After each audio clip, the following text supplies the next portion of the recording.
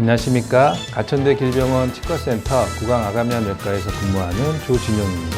이번 시간에는 압교정 수술, 양악수술이라고 불러지는 압교정 수술에 대해서 알아보도록 하겠습니다.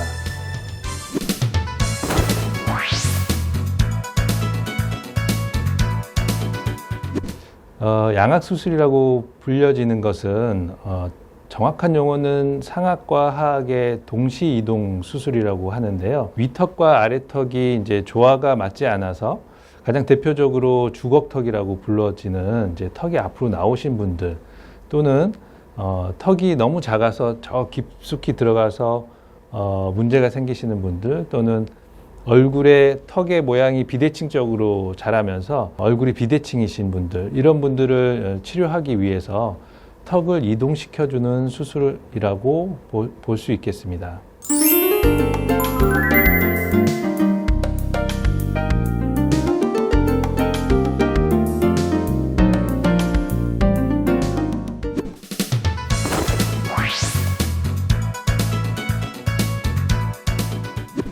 네, 양악수술은 일단은 가장 궁극적인 목표는 치아를 잘 맞게끔 만들어주는 것이 가장 중요한 목표인데요. 턱이 정상적으로 자라지 못하고 너무 과도하게 자랐거나 아니면 너무 덜 자랐거나 이랬을 때 치아들이 서로 잘 맞물리지 못하면서 씹는 역할을 제대로 할 수 없는 상황이 생기게 됩니다.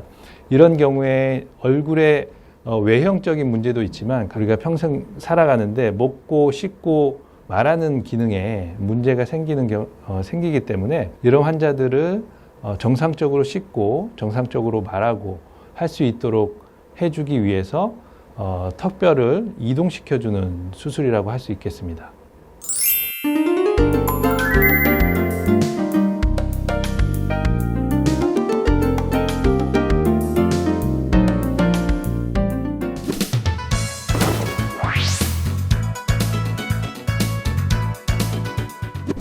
네, 양악수술은 턱을 이동시키는 것인데 가장 중요한 목표인 치아가 잘 물리도록 해야 되기 때문에 치아를 포함해서 위턱과 아래턱의 일부를 절단을 시킵니다. 절단이라고 하는 것은 골절을 시킨다는 얘기인데요.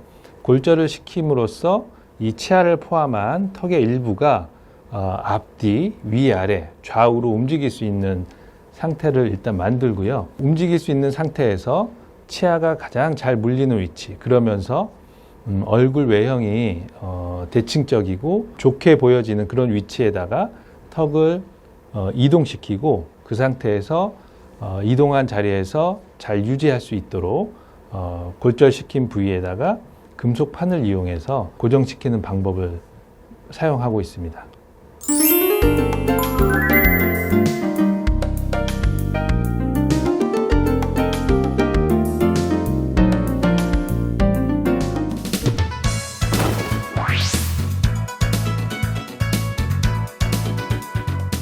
네, 양악수술은 치아를 잘 맞게끔, 그러면서도 자연스럽게 얼굴 모양이 개선되게끔 하는 수술이고요. 주걱턱이라든지 얼굴에 비대칭이 있는 경우에 교정 치료를 먼저 찾게 되는데요. 교정 치료만으로는 해결되지 않는 경우가 있습니다. 이럴 경우에 필수적으로 수술적인 치료가 동반이 되어야 되는데요. 장점이라고 하는 것은 치아도 잘 맞게 하면서 치아가 잘 맞는 위치로 수술이 되었을 때 얼굴 모양도 아주 개선되는 방향으로 좋아진다는 것이 양악수술의 가장 큰 장점이라고 할 수 있고요. 단점이라고 하는 것은 이 수술이 비교적 간단한 수술은 아니라는 것, 다양한 합병증이 생길 수 있다는 것이 단점인데요.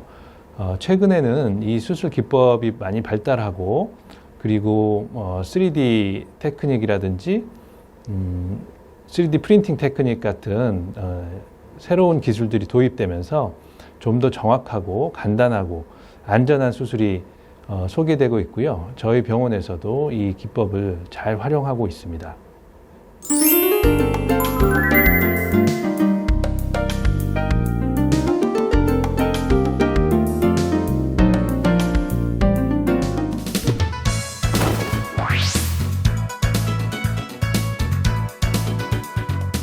네, 일단 수술이 끝나고 난 다음에는 얼굴이 굉장히 많이 붓게 됩니다. 그래서 수술 직후에는 저희가 피가 머리 쪽으로 많이 쏠려서 출혈이 생긴다든지 얼굴이 많이 붓는다든지 이런 일이 생길 수 있기 때문에 이것을 예방하기 위해서 상체를 조금 세운 상태로 하루에서 이틀 정도 저희가 유지를 시키고 있고요. 얼굴에 얼음찜질을 해서 붓기가 심하지 않도록 그렇게 예방하는 것이 중요하겠습니다.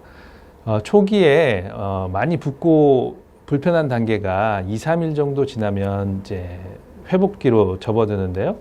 회복기 단계에서는 턱을 우리가 부러뜨린 상태로 턱을 움직이고 다시 고정을 해놨기 때문에 과도한 힘이 가해졌을 때 우리가 예쁘게 잡아놓은 위치가 움직일 수가 있습니다. 회복기 단계에 접어들었을 때는 턱을 크게 벌린다든지 음식을 씹어 먹는다든지 이런 행동을 해서는 안 되겠고요. 한 달 정도 지나면서부터는 턱도 조금씩 움직일 수 있고 씹는 것도 어느 정도 가능하게 되는데요. 이때도 마찬가지로 무리한 식사를 한다든지 입을 크게 벌린다든지 이런 것들은 피해 주셔야 되겠고, 가장 중요하게 수술이 끝났다고 해서 치료가 끝나는 것은 아니고 마무리 교정치료 단계로 넘어가는데요. 이 교정치료를 빠지지 않고 잘 내원하셔서 교정치료를 잘 받으셔야겠고요.